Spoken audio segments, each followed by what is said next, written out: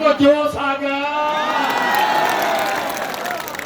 इतना चिंता नहीं किया था जो हमारा धुलियानवासी सांसरानवासी आज इतना आदमी का जमायत होगा, बाग बाग हो गया, दिल खुश हो गया।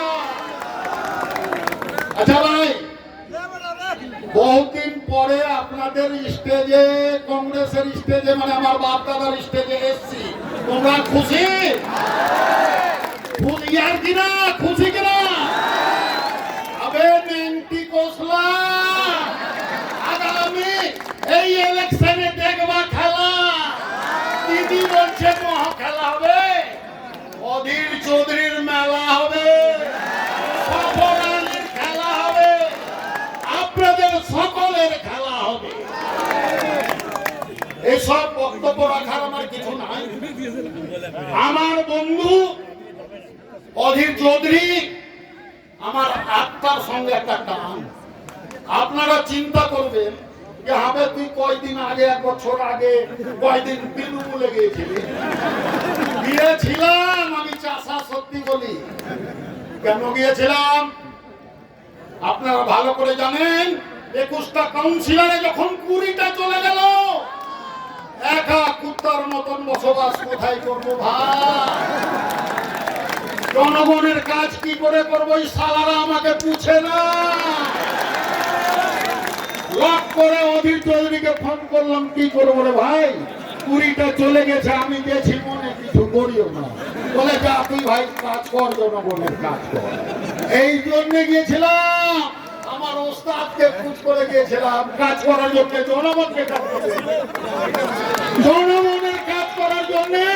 তুই একা লাভকে দেখা যাবি যা। আমি সত্যি লাগে, আমি একটু বলেছিলাম আপনি যা মনে করবেন করেন।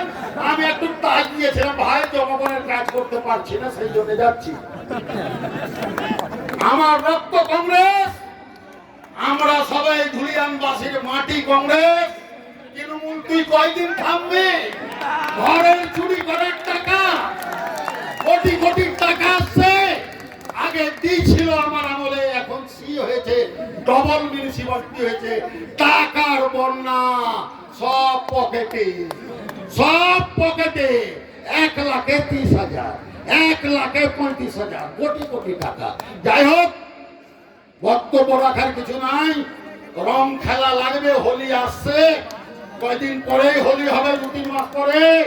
তখন জমবে গোটা সাব ডিভিশন, গোটা ব্লক ব্যাপী আমরা নাচব। আপনারা আমাদের সঙ্গে আছেন তো?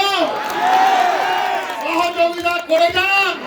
দেখেন কোন বেটা তৃণমূল আর কত বড় গুন্ডা আছে এই বয়সেও দেখেন।